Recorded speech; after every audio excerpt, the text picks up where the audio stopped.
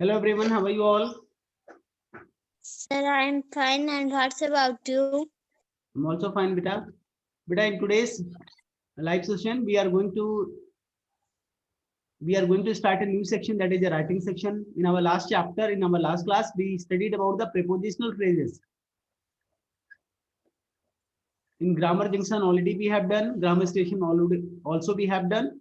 Now, whatever the left is there, that is the writing junction and speaking and listening junction. We're trying best to complete these things within a couple of sessions.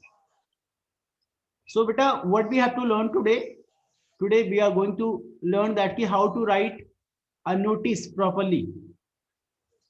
First of all, we will be having a proforma here, जो आपके book में ही लिखा है, book में ही mention भी है.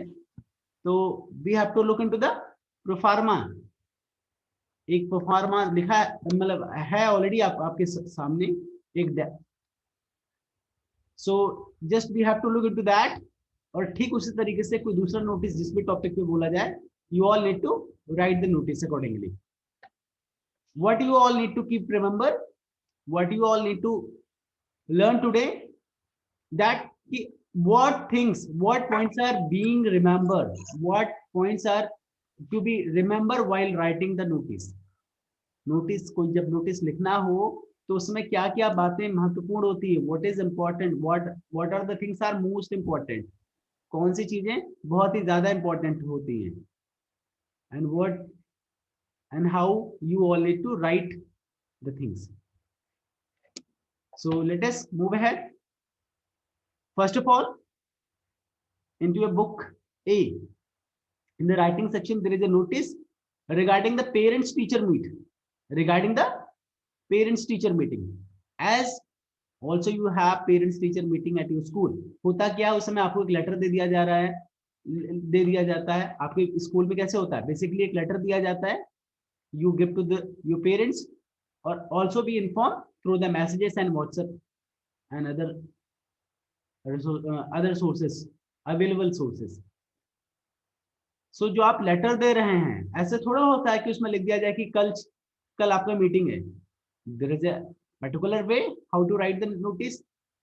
और जैसे यहाँ पे जब आप लेटर पाते हैं कोई भी स्कूल से, तो क्या पाते हैं, सबसे पहले सबसे ऊपर क्या लिखा होता है? Dear parents. डियर पेरेंट्स के ऊपर कुछ नहीं लिखा रहता.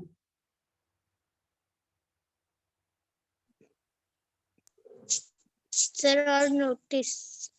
ओनली नोटिस लिखा रहता है. कभी आपको आपके स्कूल सन वैली स्कूल से नोटिस मिला है पेरेंट्स टीचर मीटिंग का? कभी आपने पाया कोई भी नोटिस, एग्जामिनेशन का टाइम शेड्यूल ही मान लीजिए, या कोई भी इंफॉर्मेशन हो गया, तो कभी होता है तो सबसे पहले क्या ऊपर स्कूल का नाम लिखा रहता है? Yes, sir. Yes, sir. yes, वो कौन जाएगा ब्लैंक पेपर पे, सबसे पहले डियर पेरेंट्स से ऐसे थोड़ा शुरू कर देंगे. First of all, the first thing while writing the notice, अगर आपका लेटर हेड है तब तो चलो ठीक है. अगर आपको प्रिंटेड फॉर्मेट में, आपको सबसे पहले क्या लिखना है, आपके स्कूल का नाम. लेकिन अगर आप मैनुअली लिख रहे हैं, हाथ से लिख रहे हैं, then also you need to write the name of the school, name of the organisation first. सबसे पहले आप अपनी संस्था का नाम लिखेंगे. पता तो चलना चाहिए ये कहाँ का नोटिस है. तो फर्स्ट ऑफ ऑल अभी इस नोटिस को एक बार पढ़ते हैं, then we will be discussing each point one by one. Saint Thomas school Darjeeling का एक नोटिस है, एक तरीके से प्रोफार्मा है. Second is has been written in notice in capital format, थोड़ा सा इसको हाईलाइट भी किया गया है, उसके बाद डेट भी डाला गया है. And thereafter there is subject, कि आखिर क्या है ये नोटिस, किसके रिगार्डिंग है, चौथी चीज है. और फिर पांचवा आपका पूरा जो भी कहना है, टाइमिंग शेड्यूल या फिर कोई information, all those things has been written here. This is to inform the students of grade 6, 7, 8. This is to inform the students of grade 6, 7 and 8 that the midterm parents teacher meet is going to be held on the 25th of July in 2016. The details are as follows. Timing आपका ये होगा. Venue आपका respective classroom, यानी जिस भी classroom में पढ़ते हैं उसी क्लासरूम में ही इनका वेन्यू भी होगा. The students should be dressed in their school uniform. जो बच्चे होंगे वो अपने स्कूल यूनिफॉर्म में होंगे. And should be accompanied by both or either of their parents. और उनके साथ में उनके दोनों पेरेंट्स माता पिता या सिर्फ एक भी हो सकते हैं, बाय द बोथ और ईदर ऑफ देयर पेरेंट्स, यानी या तो मम्मी या तो पापा भी हो सकते हैं, और अगर दोनों भी हो सकते हैं, it is on you, it is on the students. The time slots for each students will be allotted by the class teacher. जो हर बच्चे के लिए जो time slots होगा, it will be allotted, it will be given by the class teacher. Parents are requested to keep to the time given. Parents से request किया जा रहा है कि वो जो time schedule, जो भी timing दिया गया है from 10 AM to 2 PM, इसका ध्यान रखें.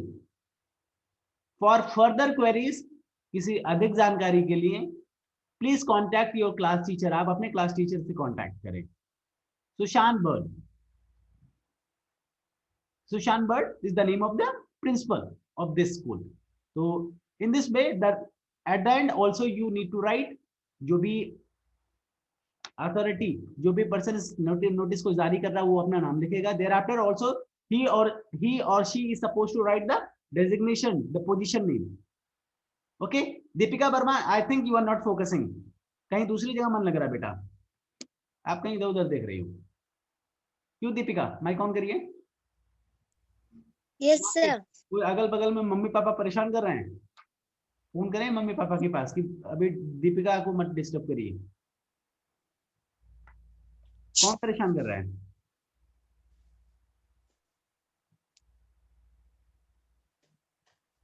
थोड़ा पढ़ाई के समय पढ़ाई पे फोकस करें. Now what we have to think, what we have to observe, we have to keep remember while writing any of the notice. कोई भी नोटिस, कोई ऐसा नहीं स्कूल की नोटिस, आप किसी भी, हो सकता है फ्यूचर में आप किसी ऑफिस को आपको हैंडल करने, मतलब लीड करने का मौका मिले, किसी भी ऑर्गेनाइजेशन को, या हो सकता है किसी स्कूल को या किसी कोचिंग इंस्टीट्यूशन को भी आपको लीड करने का मौका मिले. Then how will you write a notice? तो आप नोटिस कैसे लिखेंगे, और नोटिस लिखते समय आपको किन चीजों का ध्यान रखना पड़ेगा बेटा? First of all you would be writing the name of the issue, name of the issuing organisation, यानी जो भी ऑर्गेनाइजेशन, जो भी संस्था इस नोटिस को इशू कर रहा है, सबसे पहले उसका नाम होना चाहिए. अब कौन सी संस्था ये इशू कर रहा है? सेंट थॉमस, तो सेंट थॉमस का नाम लिखा है. अगर आपको स्कूल का नाम होता तो क्या लिखते हैं आप? Sun Valley school. ठीक है. Thereafter in the second, बेटा अगर यहाँ पे स्कूल के नाम के साथ में यहाँ फिलहाल एड्रेस लिखा है, यहाँ पे अलग से मेंशन तो नहीं है, but also you should write the address. मैं यहाँ पे क्लियरली मेंशन कर दे रहा हूँ, along with the name of the organisation. Address भी अगर मेंशन हो तो it would be better, it would be better नहीं, एड्रेस जरूर मेंशन करना है along with the name, because एक तरीके से लगे कि ना which Sun Valley school, because ये कोई जरूरी नहीं कि सन वैली एक ही हो या सेंट थॉमस एक ही हो. ठीक है.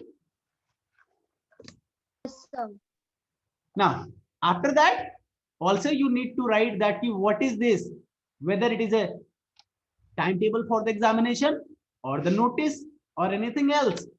आपको भी इसी तरीके से स्कूल से जब कुछ मिलता है लेटर, तो या तो नोटिस रहता है तो नोटिस लिखा रहता है. अगर आपको डेट शीट रहती है आपकी एग्जामिनेशन की, तो क्या उसमें टाइम टेबल लिखा रहता है कि नोटिस लिखा रहता है?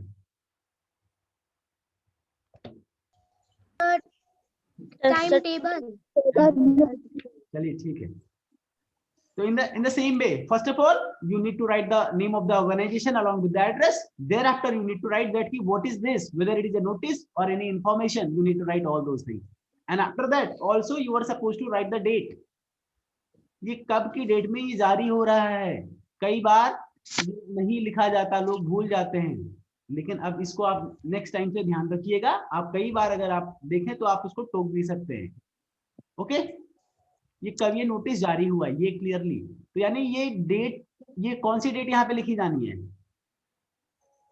जब ये नोटिस टाइप हो रहा हो, जब ये नोटिस जारी हो रहा हो. टाइप यानी जब भी आपका प्रिंसिपल, टाइप तो मान लीजिए 2-4 दिन पहले करके रख लीजिए, but whenever the parents, whenever the principal, जो भी यहाँ पे इशूइंग अथॉरिटी है, जो भी इशू कर रहा है, जो भी साइनिंग अथॉरिटी है, वो जब साइन कर रहा है तब की डेट होना चाहिए यहाँ पे.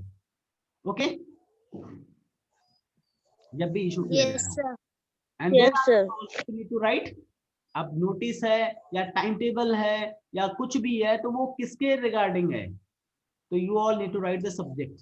सब्जेक्ट यानी थोड़ा सा एक तरीके से आप हिंदी में बोल सकते हैं शीर्षक, तो ये किसके अबाउट है.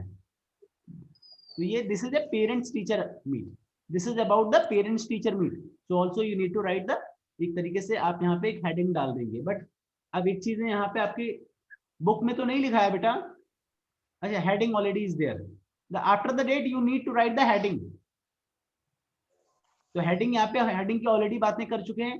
वन मोर थिंग जो कि शायद यहाँ पे नहीं लिखा है, detail of the event including the date, day, location. हाँ, पांचवा लास्ट में है, जो ये चारों चीजों लिखेंगे first, second, third and fourth, इन चारों का अलाइनमेंट बहुत ही ज्यादा इंपॉर्टेंट है। अलाइनमेंट नहीं समझते हैं, उसकी जो position, whether it is should be in the centre, या लेफ्ट अलाइनमेंट हो या राइट अलाइनमेंट हो, आपको कंप्यूटर्स में तो पढ़ाया गया होगा अलाइनमेंट के बारे में, क्यों? Yes, sir. Yes, sir. जो आपका ये मैटर लिखते हैं, ये चारों मैटर लिखते हैं, इसका अलाइनमेंट बहुत जरूरी है। The school should be in the centre, या जैसे भी आपकी स्कूल का लोगो या लेटर हेड पे बना है, अगर वैसे बना सकते हैं तो इट विल बी बेटर।